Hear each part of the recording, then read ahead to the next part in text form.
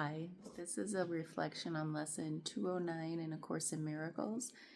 It is a review of lesson 189 that says, I feel the love of God within me. I'm sitting here spending these last moments with my baby kitties. This is Jelly Bean. He's the one that he has bad behaviors, especially when I'm gone a long time, and I'm going to be gone 30 days, and he's going to act out. And then when I get home, he's going to give me the silent treatment for like 24 hours. Aren't you? We know this pattern. So I feel the love of God within me is, I go back, the farther I get on these lessons, the less I think of God as some omnipotent, like one single being that's all powerful and all knowing.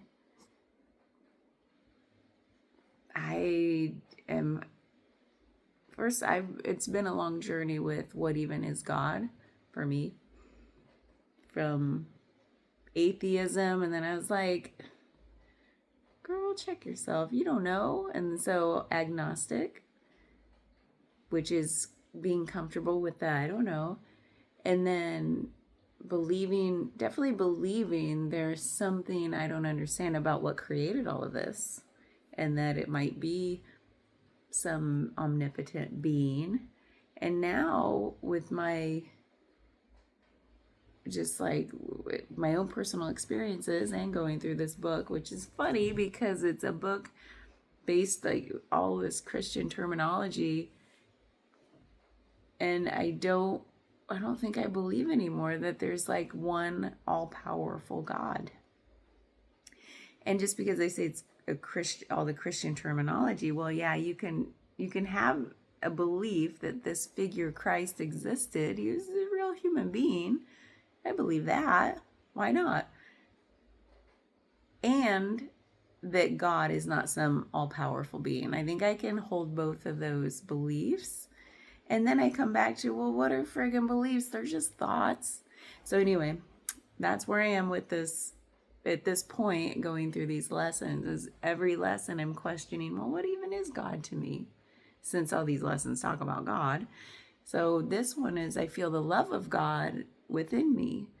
And I think about how there's the love of God being just a deep, deep, peaceful love, and a deep, unconditional love. So without condition. And yeah, I feel that within me quite often. I don't think of it as the love of God. I just think of it as this place I've come to on my journey of, it's not wrapped up in emotion either. It's just so a lot of times that deep, profound, unconditional love came with emotion, like this elation, or a deep, like, kind of like on the verge of sadness that I'll never get to meet all the people in the world. Isn't that funny? Like, I always felt this, like, oh, I just want to know all 8 billion people.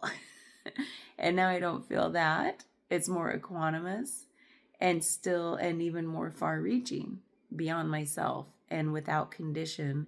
And I think that the progression of that has matched in some way that it's undefinable and not quantifiable at all, my own journey of healing. And then I think about the word healing, and it's like, what? To me, it's like self-realization and the know thyself. The more I come to know myself, I'm healing in the traditional sense of like emotional, physical, spiritual, whatever healing. All of that kind of converges. And then I think about, well, then what is God? And what is the need for a God? And then that is a whole separate topic. Is, to me, to talk about God, it's like it's separate from experiencing God. And so when I think about, well, what even is God to me now? Man, I still don't know. Maybe that's my next exploration. So, or a continuation.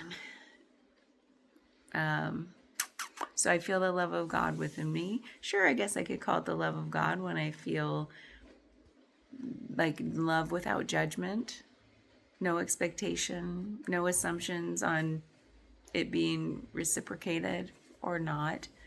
I can feel love for literally everything, human, non-human, inanimate objects, the nastiest bugs.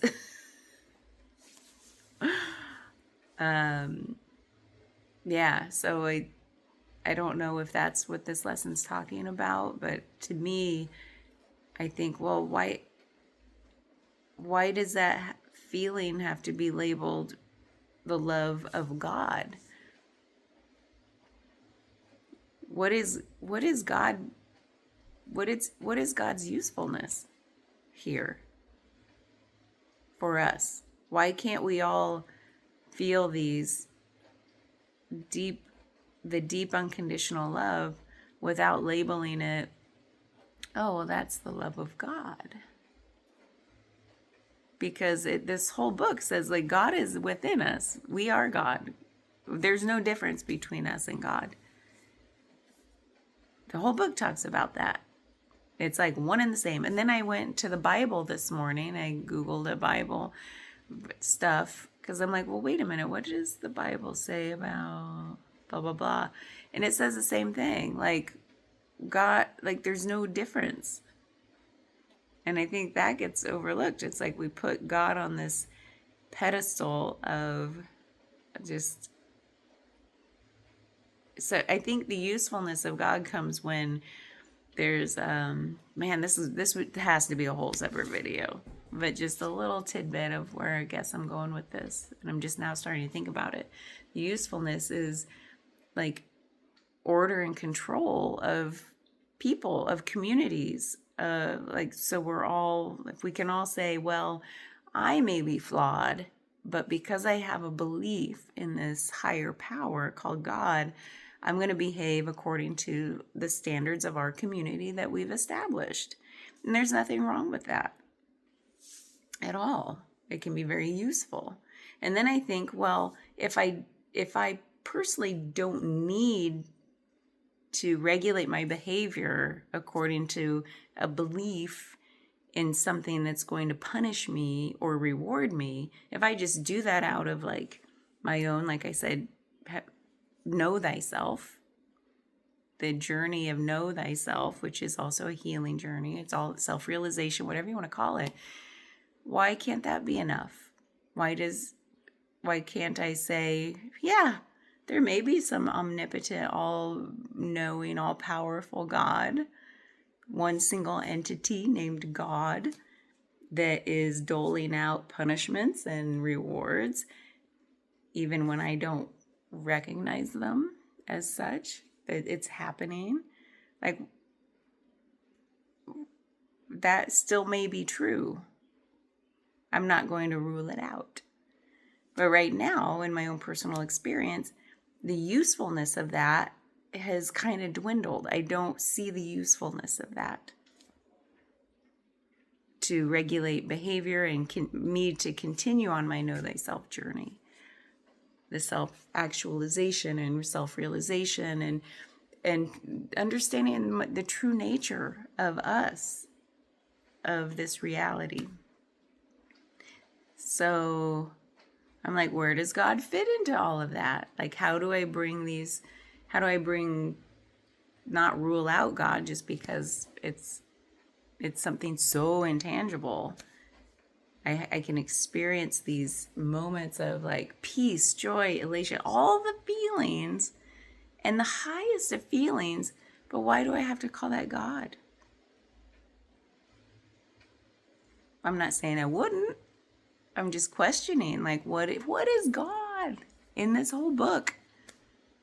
When it keeps saying it's us and it's in us and it's one and the same. And it's like, okay, well then I don't believe there's some separate entity. I think that's the hardest part for me to believe.